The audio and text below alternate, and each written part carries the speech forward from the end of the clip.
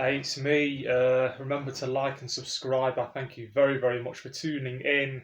Now, this one's going to be a very interesting video. I'm going to be reading from Genesis 6, the flood, all the way to Genesis 8, the start of Genesis 8, which I think is sufficient for the message I want to convey. And then I'm going to be reading from Matthew 24, signs of the end of the age, all the way through to Matthew 25. That's, of course, the start of Matthew 25, the parable of the 10 virgins, but I won't actually be reading the parable of the 10 virgins, okay?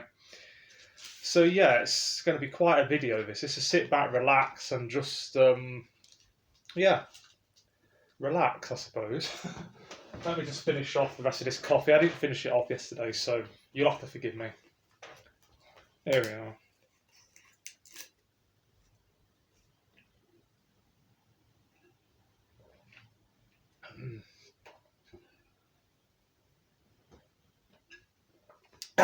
Refreshing. Okay. Right, so Genesis 6, the flood. When man began to increase in number on the earth and daughters were born to them, the sons of God saw that the daughters of men were beautiful. Now, when it says the sons of God, it means the angels of God, okay? Anyway, the sons of God saw that the daughters of men were beautiful, and they married any of them they chose. Then the Lord said, My spirit will not contend with man forever, for he is mortal. His days will be 120 years. It was talking about in the future. And indeed, even to this day, if we were to live right and to eat right and to have enough exercise, then it is about 120 years. But because of all the modern living and all, because of all the pollution that's in the world these days, and for so many other reasons, very, very rarely will people live to 120 years of age. But it is possible. Anyway, it says the Nephilim were on the earth in those days. Now, the Nephilim are, of course, the half angel, half human beings. When women gave birth to the first lot of the Nephilim, the first race of the Nephilim, they usually died in childbirth. And then, of course, there were male and female Nephilim. There had to be female Nephilim in order to give birth to the even bigger Nephilim. Don't forget, we're talking about beings that range from 7 to 10 foot all the way to 30 to 60 foot in height.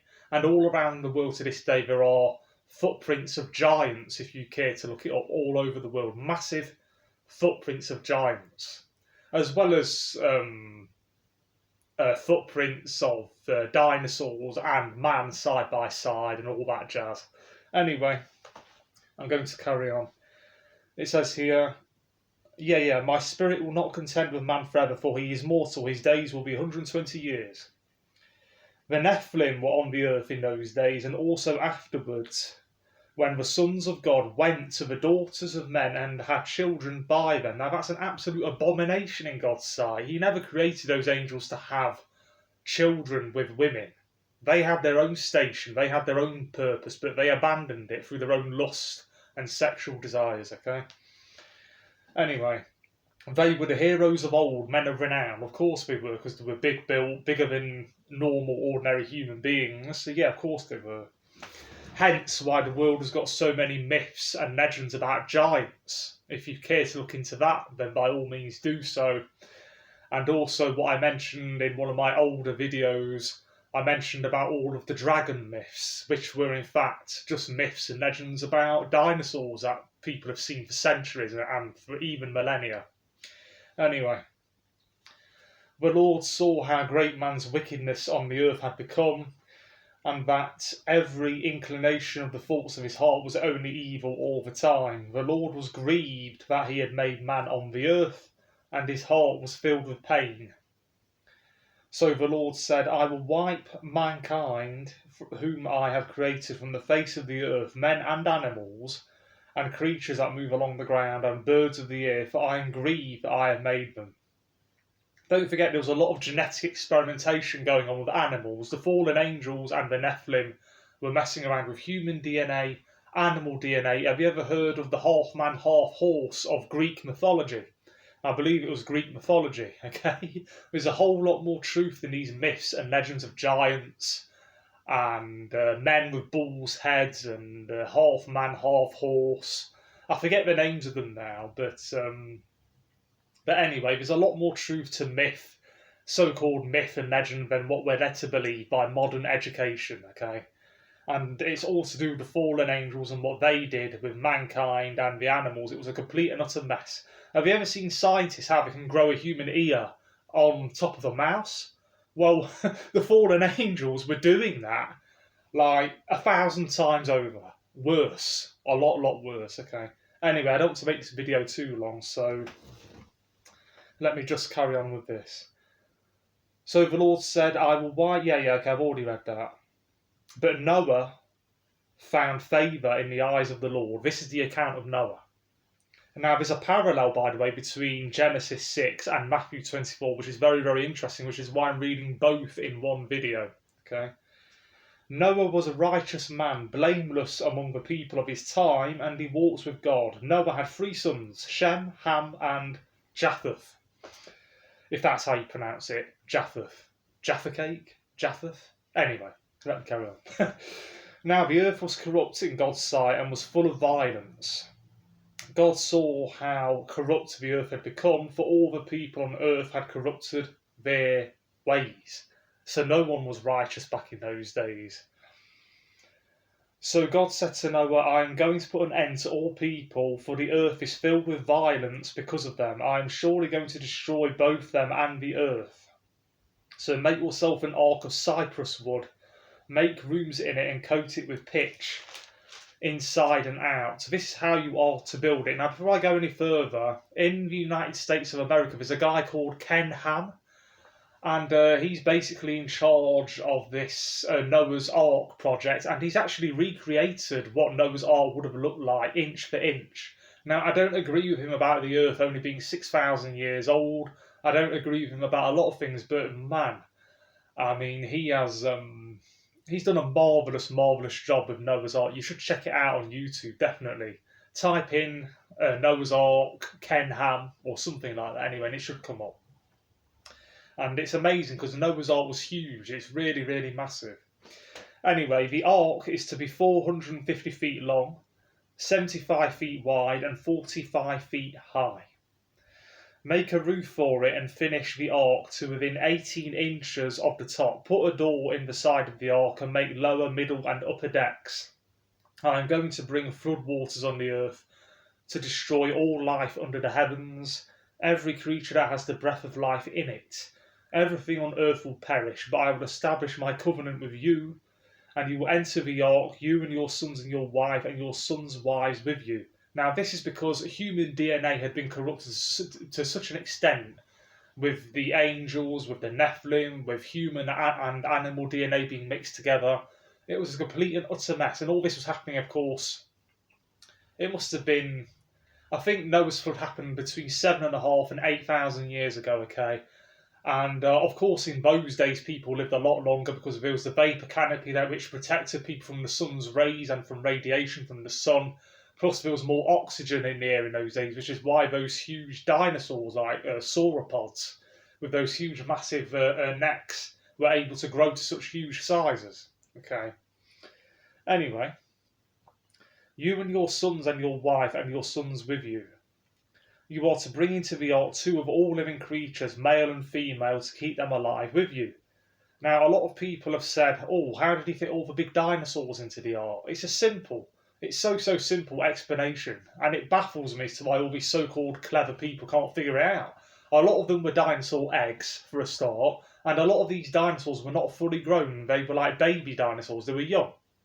Okay, so obviously he's not going to fit a whole load of sauropod, fully grown sauropod dinosaurs on there. That would be impossible. Okay. Anyway. It says 2 of every kind of bird, of every kind of animal, and of every kind of creature that moves along the ground will come to you to be kept alive. You are to take every kind of food that is to be eaten and store it away as food for you and for them. Okay. Noah did everything just as God commanded him. Now we're on to Genesis 7, and I'm going to read all the way to Genesis 8. The Lord then said to Noah, go into the ark, you and your whole family, because I have found you righteous in this generation. In other words, he was the only family left that was genetically and spiritually pure. Okay? Take with you 7 of every kind of clean animal, a male and its mate, and 2 of every kind of unclean animal, a male and its mate. And also 7 of every kind of bird, male and female, to keep their various kinds alive throughout the earth. Because don't forget that God created every kind of animal and creature to reproduce after its own kind. Which is why I said the whole idea of macroevolution, the idea that one kind of creature could evolve into a completely different kind of creature over millions of years, is nothing but a fairy tale. Okay? God created everything, whether we like it or not. It's as simple as that. Anyway, 7 days from now, I will send rain on the earth for 40 days and 40 nights, and I will wipe from the face of the earth every living creature I have made. Right? And Noah did all that the Lord commanded him. Noah was 600 years old when the floodwaters came on the earth. So by the standards of those days, he was just a little bit over middle age, perhaps the equivalent of a man who's in his 60s by today's standards. But of course, because of the vapour canopy and because of all the protection we have from the sun's rays and radiation, and because of the extra amount of oxygen in the atmosphere, of course people live longer, plants live longer, trees grew bigger, plants grew bigger, flowers grew bigger. Mosquitoes used to be like really, really massive things, like dragonflies. Those tiny little dragonflies we get today used to be like huge. Everything grew bigger. The world was glorious. The pre-flood world was so much more glorious than it is today. The sort of what we're seeing in the world today pales in comparison to the creation that was around before Noah's flood. Okay, there's no comparison. Anyway, and of course, people grew taller and bigger as well, and there was a lot less disease. People's immune systems were stronger. It just goes on and on and on. Okay.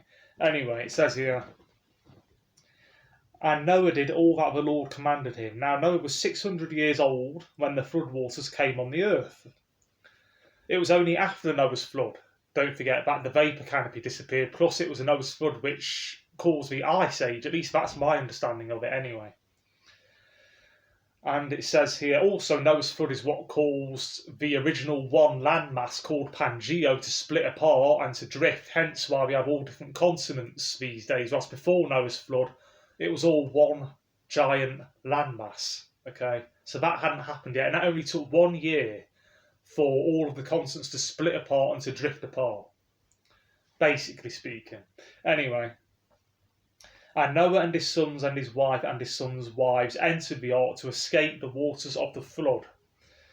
Pairs of clean and unclean animals, of birds and of all creatures that move along the ground, male and female, came to Noah and entered the ark, as God had commanded Noah. Now the Lord God Almighty used his loyal, faithful angels to help Noah out here. He didn't do it all by himself. And after 7 days the floodwaters came on the earth. In the 600th year of Noah's life, on the 17th day of the 2nd month, on that day all the springs of the great deep burst forth. So we're talking about the waters that were beneath the actual waters. In other words, beneath the earth's crust. I don't know whether this still is today, but there was waters underneath the earth's crust which burst forth and split the landmasses apart, okay? Anyway, yeah, so in the 600th year of Noah's life, on the 17th day of the 2nd month, on that day, all the springs of the great deep burst forth. And this has been scientifically proven to be correct, okay?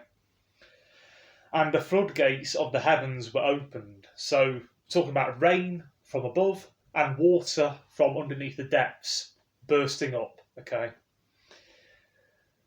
Underneath the earth's crust. Anyway. And rain fell on the earth 40 days and 40 nights. On that very day Noah and his sons Shem, Ham and Japheth, together with his wife and the wives of his 3 sons, entered the ark. They had with them every wild animal according to its kind, all livestock according to their kinds, every creature that moves along the ground according to its kind, and every bird according to its kind, everything with wings. Don't forget, so many of the animals and creatures God created have become extinct now. You know, what do you think extinction ended with the dodo? It didn't. You know, that's why I says the creatures and animals we see like today is like a fraction of what was around before Noah's flood. And we've all got the sin of mankind to blame for it, I'm afraid, you know. Anyway, peers of all creatures that the breath of life in them came to Noah and entered the ark. The animals going in were male and female of every living thing, as God had commanded Noah. Then the Lord shut him in. I can only guess he used one of his angels to do that, okay? For 40 days the flood kept coming on the earth, and as the waters increased, they lifted the ark high above the earth. The waters rose and increased greatly on the earth, and the ark floated on the surface of the water. They rose greatly on the earth, and all the high mountains under the entire heavens were covered. The waters rose and covered the mountains to a depth of more than 20 feet. Every living thing that moved on the earth perished: birds, livestock, wild animals, all the creatures that swarm over the earth, and all mankind. Everything on dry land that had the breath of life in its nostrils died. Every living thing on the face of the earth was wiped out. Men and animals and the creatures that move along the ground and the birds of the air were wiped from the earth. Only Noah was left, and those with him in the ark. The waters flooded the earth for 150 days. Okay. Right, so yeah, so I'm ending it here, and I'm going to do this video in 2 parts. I've decided now, because otherwise it's going to be too long, this video, okay?